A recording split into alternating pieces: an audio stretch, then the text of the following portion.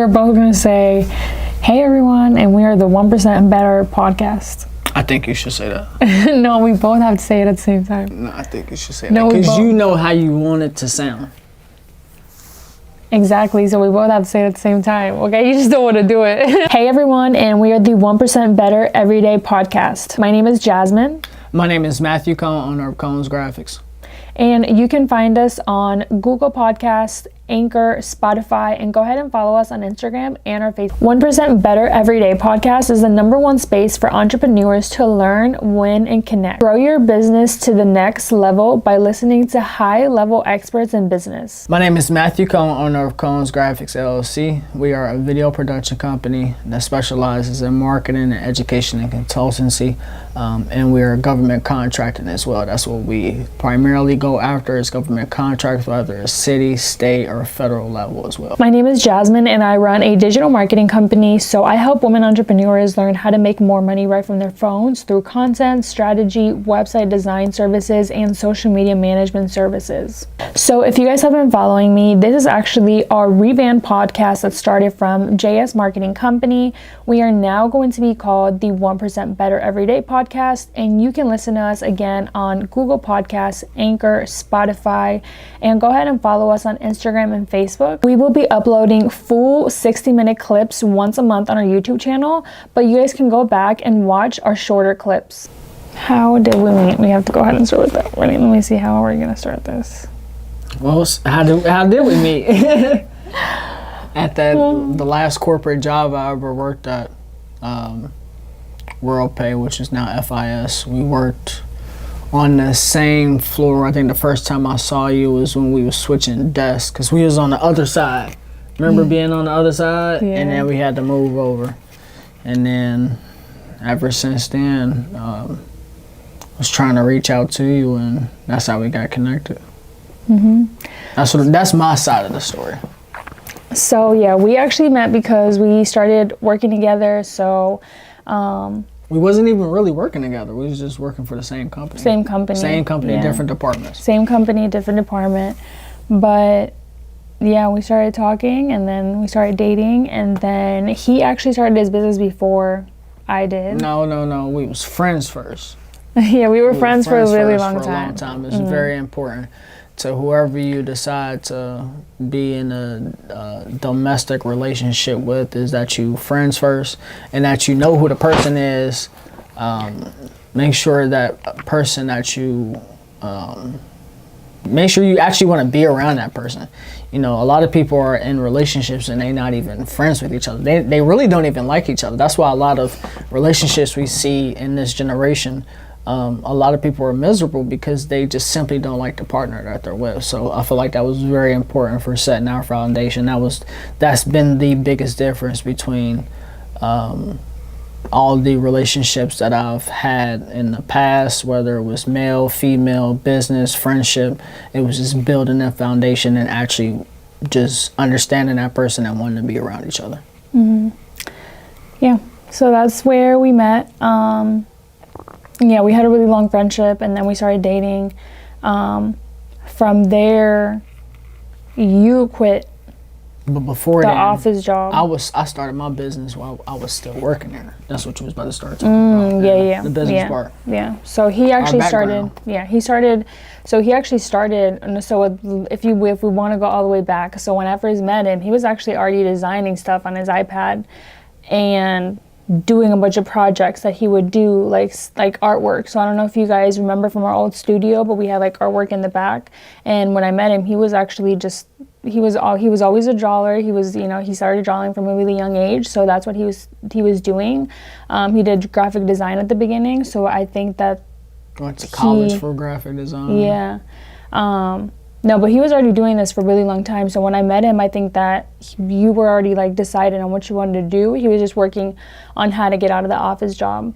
So that's how I met him, and that's how I got that perspective of your entrepreneur journey. Yeah, but even before then, just how I grew up, seeing a bunch of entrepreneurs around me, and also understanding that if you wanted to get things in life that you weren't already privileged with, you had to go get it on your own. So I've always been an entrepreneur.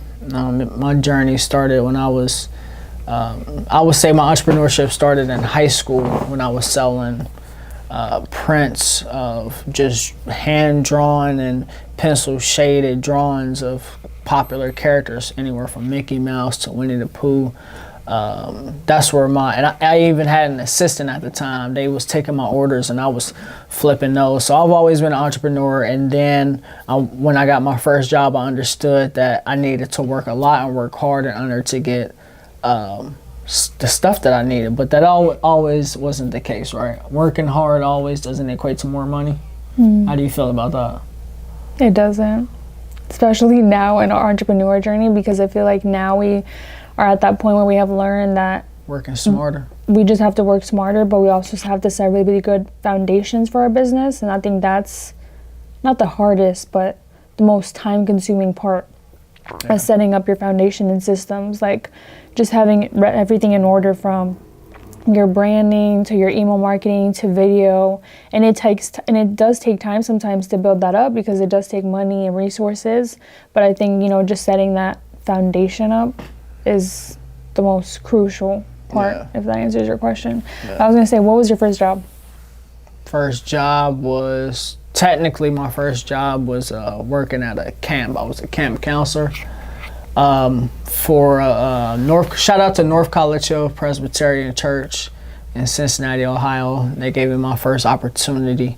They seen a leadership in me and was able to provide me with a job for summer camp. I think I did it like 2 years in a row. But that was my first taste of getting like money that was taxed. Like, oh shit, like they take taxes out of this shit. Like that was my first time experiencing that. So shout out to them. That was definitely. I was like 11 or 12 when I did that. What about you? So my first job getting paid a paycheck was Kings Island. I told you, shout out to the kids Halloween section. They were my first job, but it was actually really fun. I did like I don't know if you guys remember, if you guys have been to Kings Island during like the Halloween time, but they set up like everything in the water park, games and arcades for the kids. And so they can go and like buy games for like $1, win stuff. So it was just really fun. But that was my first job. And then before that, that I always worked at my dad's restaurant since I was 8. So I started working really young. I feel like we always talk about this, but I feel like you kind of notice throughout like your childhood, like your entrepreneurship coming, or how you're going to be an entrepreneur in the future. Because even when I was younger, I was just always working to have my own money. Like, I worked for my dad because I didn't, like asking for an allowance. I just didn't like asking for money. I liked working for my stuff. And my dad always taught us, to work for your stuff, because it does take a lot of hard work. My mom came from like a really, really poor, background. So she really, really just stressed the importance of, just because we have this doesn't mean we're going to have it tomorrow. So we just really had to, learn how to work for ourselves. And even before that, I was doing like lemonade stands, and then what else? Garage sales. But yeah, that was my first job aspect. Man, we used to steal candy out of like Dollar General, Family Dollar, and then take it to school and sell it in our lockers.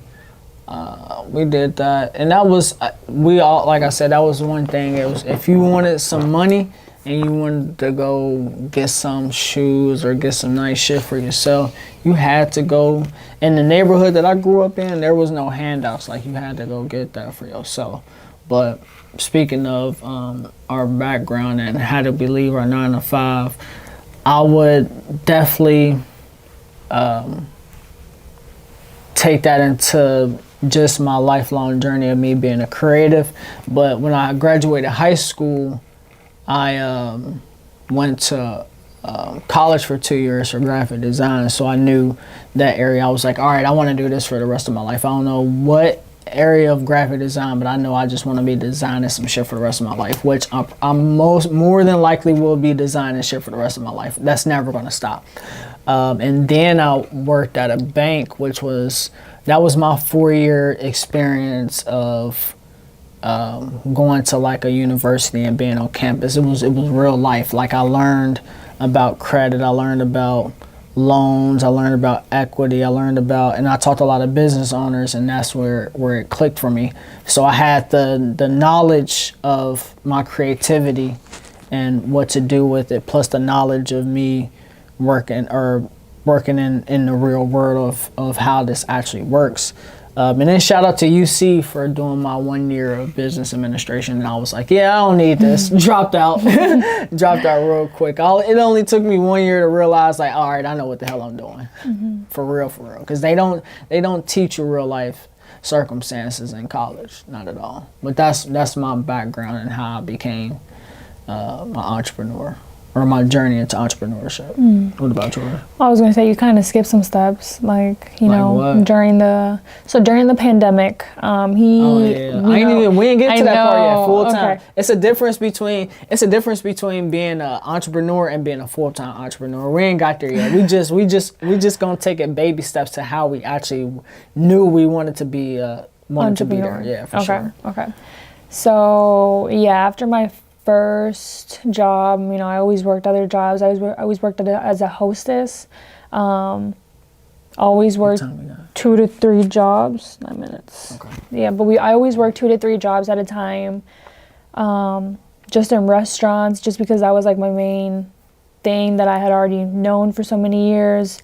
And then I didn't start learning about credit until I started working at Macy's customer service. So I know a lot of people work there. So shout out to anybody that worked there. But you guys know, especially when you're growing up, I think in a Hispanic, you guys know, in a Hispanic family, you guys know that we don't really talk about credit enough, or we just don't talk about money because even our parents don't know much about it yet.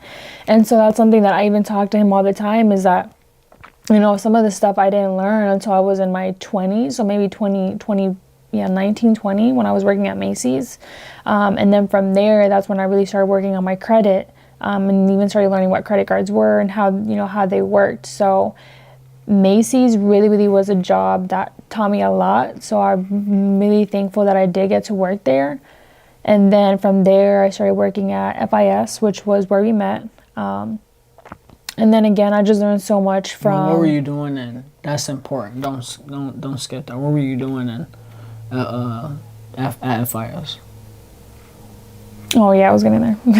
So at FIS, I was learning about bankruptcy. I was learning about cease and desist. I was learning about the laws in different states. Like in Macy's, we learned about it from a collection standpoint, but we didn't learn about it from like the bankruptcy, just the different stuff within banking and credit cards. But yeah, FIS was just really helpful for me to learn more about not even just credit alone, but just the fundamentals of a business, just because I learned a lot within it. Like I think he was part of that group. What was that group that you were a part of for the office?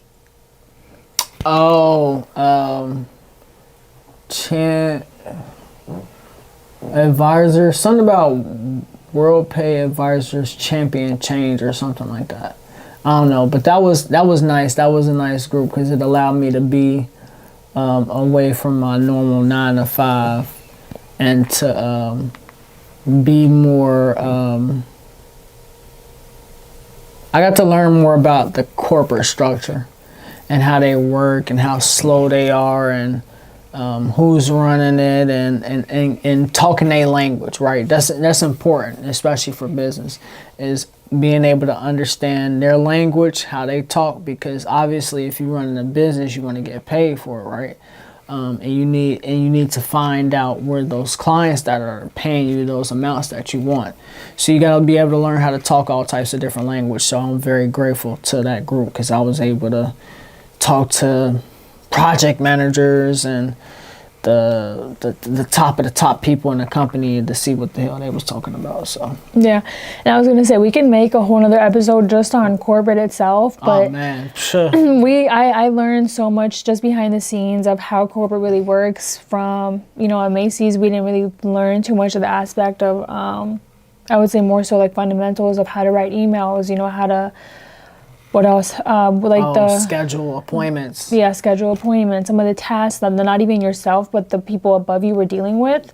So it's because, and also my department was kind of shorthanded. So because we were shorthanded, sometimes we would hear about all the stuff that they were going through, because they were getting pushed, and so they were pushing us to get everything at the bottom done. So we can talk about corporate life in another video, but FIS was really beneficial just for me to see, what different aspects of the business there were. And then also with customer service, you guys know that you really have to focus on building that relationship with the customer, and also like in a way learning some of like the sales tactics. So I feel like that really helped me. So when I did start my corporate job, when I started my entrepreneur job, I was almost already prepared because of the experience that I already had with Macy's, the experience that I already had from, working so many years. And then I just knew how to put that into my own business and then start a digital marketing company. What's the time? 4. Can you put I need to be able to see that. And then we'll leave all the links down below, but the hoodies are by Diosa, which is going to be my new winter clothing company. So you guys can go check it out down below. So we're going to go ahead and get into how did we leave our 9 to 5? You want to go ahead and start? Yeah, how did I leave my 9 to 5? Starting with a passion first. I knew that I wanted to be an entrepreneur, but you can't just... to be successful at entrepreneurship, to have a journey of wanting to stay in for a long time, you gotta like have a passion for what you're doing. Getting quick money, rich schemes is cool, but I don't know if that really lasts. Depending on what you're doing. But just first is finding that passion for what you love and something that you can do every day with not necessarily complaints, but what works for you. Yeah, what works for you. Like I don't feel like I work being in video production because like I really love doing all this stuff that I do, and I'm able to still have my free time too. That's the most important thing, or most important aspect that I've created for myself, is having so much more free time being a full-time entrepreneur. So I started my business while I was at my 9 to 5. I used my 9 to 5 to fund my business. I saved a lot of money and was still working my butt off with my business while I was still doing my 9 to 5. The pandemic was really what changed everything.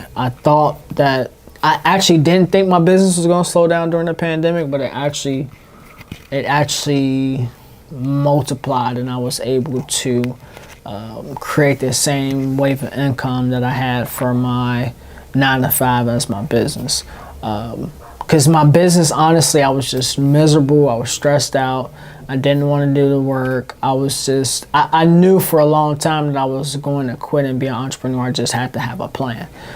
So I made sure I had enough money in my savings account and enough money off of my business that was replacing my current 9 to 5. And actually, I would end up making more. So inadvertently, I quit before that number came, and then all the hard work that I put into my business was showing, and it was able to consistently create that same stream of revenue without having a 9 to 5. Yeah, and I would say just watching, I think having a partner that's an entrepreneur is really, really crucial, because you get to understand and just learn so much from them. So when I was, just watching him in his journey of how he quit his job and how he was able to do that, it just really, really does motivate you. And so we always have that conversation, about how if you really want it, you are going to find a way. And, he did so many shoots out of his apartment, and it worked for him because he just found a way to do it really professionally and offer a customer service experience. And that's why I say you really just have to use whatever you have at the moment to your best of the ability. Yeah. And you just got to create something out of it. When you talk with other business owners, they always have a different experience or a different story. And so that's actually one of the reasons why I really wanted to start this podcast, was because we actually started watching a podcast called David Never Sleeps, Social Proof podcast. Yeah. And so we started watching it together, and I just learned so much from it, because you just get inspired by people's journeys and how they started, and how, you know, entrepreneurship is not one easy, successful, straight road where you just get a lot of money and you're just enjoying all these flights, because it doesn't work like that. You know, behind the scenes, you're paying for employees, for tools, for travel, for expenses, and most of it is going towards your business, because you are still an employee out of your, you know, of your business. But to answer a little bit about how I left my 9-to-5, and I'm looking over here because we do have a whiteboard, but how I left my 9-to-5 was, you know, again, when we first met, I was actually going to college for social work and psychology. So I was so focused. I remember when we first met, I was actually going to school in the morning. So I would be going to school from like 8 to 12, and then I would be working from 1:30 to 10. And then after that, sometimes I would even go to the gym after that. So that's why I said you really just have to, it's really about how bad do you want it in that season or in that chapter of your journey, because if you really do want it, you're gonna put no excuses and get it done. And so, yeah, I was still in college. And then when we started dating, I was still in college.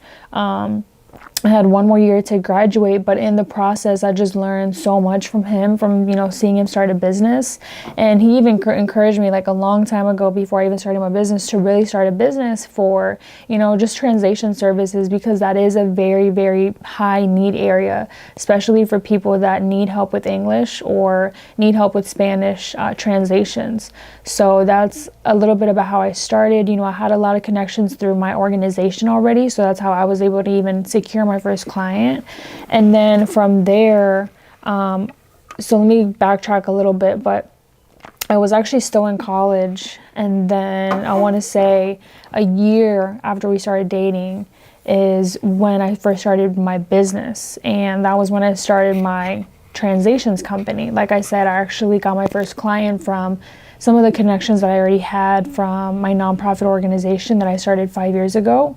And I do have another video down below. I'll link it down below if you guys want to learn about how I started that. But from there, I got my first client. I provided some translation services for her. She recommended me, and I got my second client. And then people started asking me if I did, you know, graphic design or Canva or post or, you know, website services. And so from there, I just really started learning, you know, from him again too, that there's a lot of stuff that you can create on your phone and that you can make money off of. You can make money off content. You can make money off websites, off of, you know, your YouTube. And then we can make another video on YouTube, because YouTube is a whole nother video, but I actually already had a YouTube channel before I did. But going back to the story, I did start a YouTube channel. I got everything, you know, in place for my business. And then in the fall of 2021, again, I was still going to school. I was still working that corporate job. I was just working from home because they did send us home during the pandemic. And then in that fall of 2021 is when I pivoted and I changed my company to a social media marketing company, because I found myself doing more services in social media and, you know, on Canva. Yeah, because I was really, really good at it and I liked it.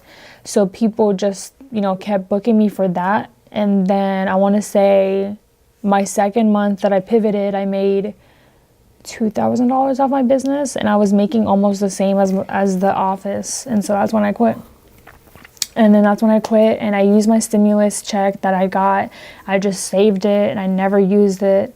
And I just said, you know, if it doesn't work out, I have something to fall back on. And luckily that never happened. But you do need some money saved up. That's definitely a big, big tip. I know you had a good amount saved up. I had a good amount saved up before I quit. It was very, very helpful. And you just never know what's gonna happen too. You gotta make sure you do your due diligence with keeping track of everything as a business owner, just to make sure you cover your butt and just to make sure you can predict the future of your business, because that's the way we make money, right? That's the easiest way we make money, is predictable income. Being able to have a set amount guaranteed that's going to come to your business, that makes sure you know you can move on to the next day. Because A lot of people don't understand that being a business owner, you do like 5 different job roles as a business owner. Unlike the normal, unlike a normal 9 to 5, you come in, you already got your desk made. They got the programs already up, ready, uploaded for you. All you got to do is log in, do your work, and log back out. As a business owner, we got to log in, log out, go here, go there. We get We're a social media manager. We're a project manager. Yes, we're a customer videographer. service. You know, when you're working in an office, you're working that one role. And when you're a CEO or an entrepreneur, you're working every single role in a company. So just imagine you going to your office job and you working every single position in that company. So it is a lot, but no disrespect to the 9 to 5ers. I was there. I was in one job role, and I did a lot of different things in that job role. But it's 2 different animals. It's 2 different beasts. And the people that last long in business we're just different type of animals. We're different type of beast. It's an exclusive club to be a successful entrepreneur. Not a lot of people can say that they are successful entrepreneurs, and it feels good to be able to say that we are successful entrepreneurs. Yeah. And I mean, it doesn't, like I said, it doesn't take one night to the next. It does take a long time. So just to touch back on a little bit, when I actually graduated, I loved what I started so much from my digital marketing company that I don't see myself ever using my degree, to be honest. That's a lie. I feel like you use your degree every day. I feel like what you learned in college, you use every day. Okay, you're right. So I actually went to college for social work and psychology, and I feel like I did learn a lot from psychology. That was really, really helpful. I think psychology was just my favorite class overall because I think everybody needs to take a psychology class. You just learn so much self-awareness, and you just learn so many, and that's another episode we can get into, mental health, and just so much stuff that you don't learn when you grow up. That, you know, I learned, for example, a lot of stuff about mental health in college that I had to relate back to my family because my family didn't know about it. Speaking of college, is it for everyone? No, it's not for everyone. Why is that? It's not. I think that it's for the people that are going to use it to their advantage in the correct way, because I know so many people that went to college and that it's not that they're not necessarily using their degree, but they know that they could have used that money to a better cause or a better thing. So I think it's just what you do with it, because like you said, I use my degree, I feel like, a lot every day, because I do say, you know, in marketing, that if you don't understand yourself as a person, then your business really has no foundation. You do have to understand, you know, what do you want as a person first, you know, what do you need as a person, your lifestyle, your business, your routine, what the habits that you do every day, or else it just doesn't correlate with the business, and it just doesn't, you need to be well yourself to take care of yourself and take care of a business and take care of anybody else. But going back to the point, I think that, again, it just depends on the person. If they take the information, are they going to learn from it? Are they going to put it to use? You can go to college, and, you know, I know he says all the time that it's really useful for connections. So you could have met somebody and used the connection, but I think it's just all about perspective. It's what you want to do in life. College, I definitely think, is for people that have a specific goal and job title that they're trying to obtain, and they need to go through that pathway in order to achieve that goal. Especially for people that need discipline and guidance in their life, definitely go to college, because the workload that you receive in college will either positively or negatively put you on a path to discipline. Just like military.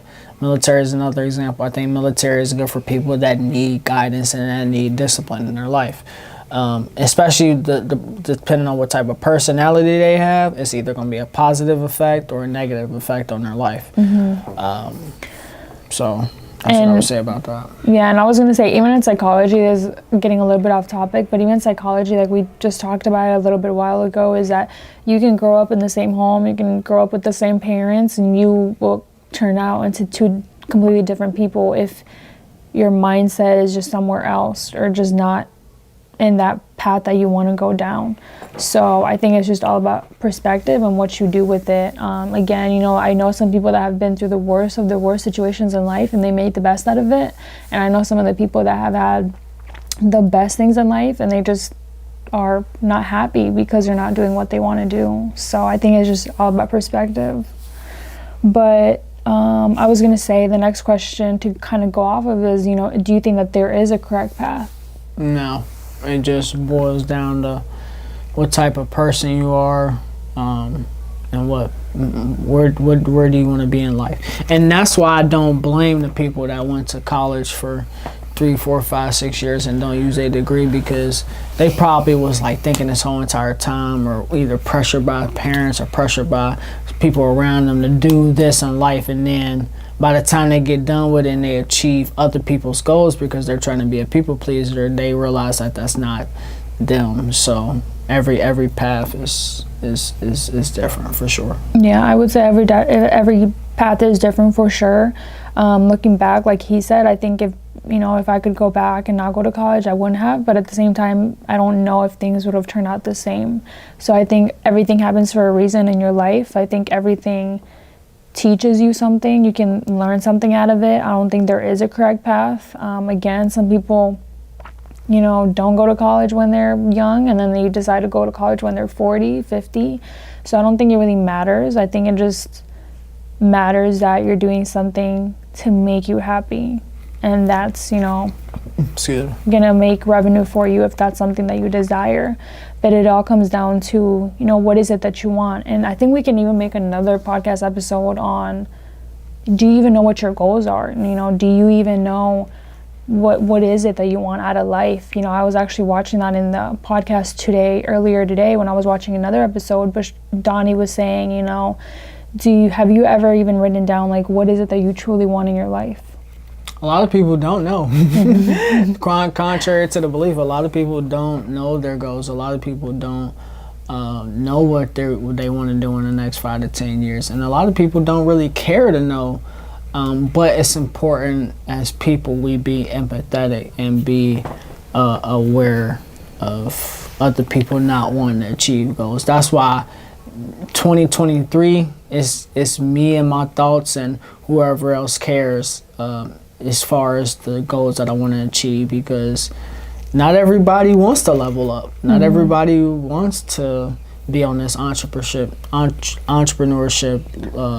journey. So I understand that, and it's bringing me a lot more peace, honestly. You could even make another episode on this, but I think you also need like the correct partner, or just someone that's going to keep you accountable, because we have these conversations all the time, but I know as women, we definitely do get in our emotions sometimes, and I think that you really, really need a partner that kind of just levels you out. You guys know as women what I'm talking about, but you just really, really do need a partner that kind of, puts you in place, or just checks you and tells you, hey, I don't like that you're doing this, or, we could do this a better way, because it's just very, very helpful. Because sometimes you might not be noticing those things, and then when you get that outside perspective, you kind of see it makes sense. So I think that's really, really important when it comes to anything in life, business, relationships, just making sure that you have people around you that keep you accountable for your actions. And then I was also going to add, we said, is there a correct path? I don't think so. Just going back to it again, everybody has a different path. So also don't look up to social media and think, just because they have all these followers, or just because they have this, they're probably making it, because that's not the case. We have even talked about it where we meet people, and this is no shade, but we just meet people that have, even in my experience, where I hear from podcasters where they even admit themselves, you know, we got to this many followers, but the money is not showing up, or, you know, the money is not as you guys think it is. So don't compare yourself to social media. Again, there's another reason why I wanted to start the podcast, is to be real with you guys and just show you the obstacles and show you that it's not always, you know, perfect. It's not always fabulous, but if you really want it, we're going to find a way to make it work. And then we'll hopefully share, you know, some of our successes with you guys as we keep, you know, getting more and more success. But yeah, do you have anything else to add? I think we did a really good job for our first podcast. Yeah, I think we did a really good job. So if you guys like this video, don't forget to like, share, and subscribe. Again, this is the 1% Better Everyday podcast, where we connect as entrepreneurs, we learn, and we win together.